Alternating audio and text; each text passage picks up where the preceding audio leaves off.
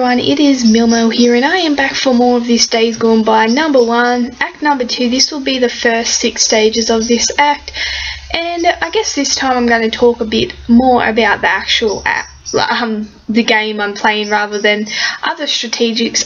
Simply I'm going to stick with the same team I've been using, and I did talk about this team being fairly average in regards to the leader skill being a mismatch with a few of them, but that's okay because their team grade is at the A++. They will get through these stages fairly easily, and you know, they might struggle a bit and get touched up a bit, but they should be fine overall.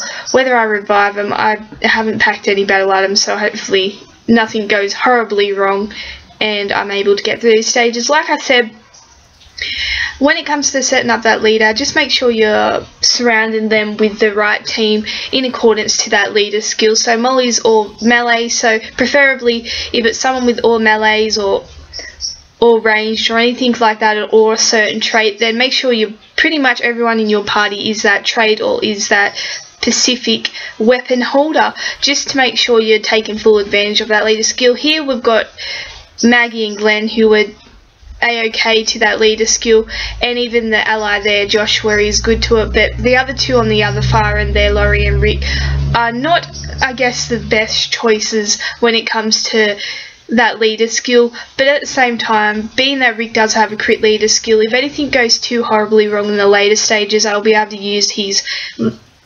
rush, not leader skill, sorry, his rush. I'll be able to use his crit rush and get the +30 crit to hopefully boost him enough to get through. They've got like +30 crit weapons also, so hopefully it's enough crit to get him through without too much of a hassle. Like I said, just make sure you're setting your team up in accordance to that leader skill, because a lot of the time that is where people fail, and can fail horribly when it comes to these stages, in particular people stages. At the moment we've got a fair few zombie stages, so it's working in our favour that way, considering my team is set up for zombies. That hopefully it keeps on track with these zombie stages, because they've got a hell of a lot better chance standing up to these zombies than they do people.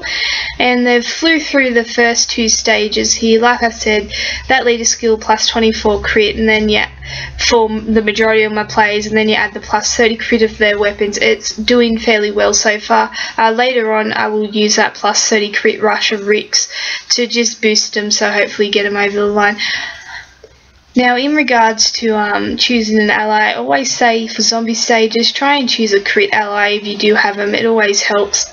At the very least, if you don't have a crit ally, whether it's their leader skill or rush, just try and choose someone that's in accordance to your leader skill. So I've chose Joshua a couple of times here, so that is good. He's melee, so a-okay, he's getting that crit leader skill, and these guys are doing okay.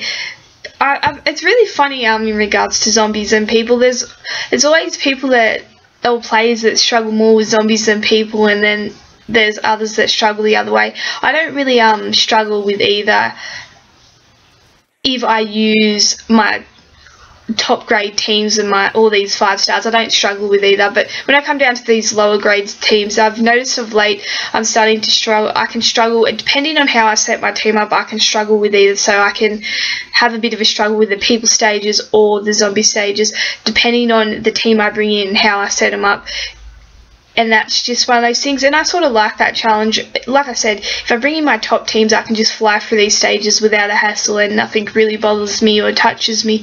But when I go back to the lower end of my roster and start using these players that I don't usually use, I've got to like think of new ways, and sort of, I guess it's a good way to keep your strategy a bit fresh and making sure you're not getting a bit rusty in the gameplay department, which when you're coming into war and things like that, you don't want to be a bit rusty like in aspects like that, because that's when people's gonna start changing things up a bit and you're gonna start having to face things. I'm pretty good when it comes to war. I have an S1++ defense and attack team for war. I have multiple of them, so I'm pretty okay when it comes to war in that regards. But on these stages here, I like going back to the lower grade ones and sort of restricting myself and challenging myself. Makes things a bit more interesting. You know, if you lose a few waves or have to flee a few times, that's how it is until you work things out again. And yeah, like I said, I guess it's a good way to make sure you're not getting a bit rusty in the good old strategy department. Make sure you're on top of your game. These guys are doing pretty good, but I expected they would be in the team grade that they are, and though they don't have all melees there boosted by Molly, the majority of them are. I'm trying to choose melee allies as well, so they're just getting boosted. So I've only got the 2 Laurie and Rick that aren't getting that plus 24 crit, but like I said, hopefully if it gets a bit more difficult in these later stages here, I'll be able to just boost them with Rick's rush of that plus 30 crit, and we'll see how we go. Well, we'll go to Darius here, he's a ranged, but we should be fine. I'm being a bit, I guess, ballsy or risky here by not choosing any battle items as of yet. It could go horribly wrong at some point for me, or they could keep making the headshots enough that it won't. But we'll see how it goes. I always say it's in your best interest and a good habit to always be packing your battle items, regardless of whether you're going to need them or how easy it is. It's just a good habit to have, just in case you do get in trouble when you're not expecting it. I've done it a few times where I haven't packed it and I've gotten a bit of trouble. So I guess I've said this a bit in my earlier videos too. It's just a good habit to get in to pack those battle items and make sure you're packing them to whatever you're facing, whether it be zombies or people. And yeah, because it's just basically it's a safeguard. If something goes horribly wrong, you're not expecting it to go horribly wrong. Some stages can be tougher than what the team grade, says it is and what you think it is. So it's always good to make sure. As you can see here, I've just lost someone, and it was on the last wave too, and I had no battle items. So like I said, it's always just handy to pack them, just to safeguard yourself.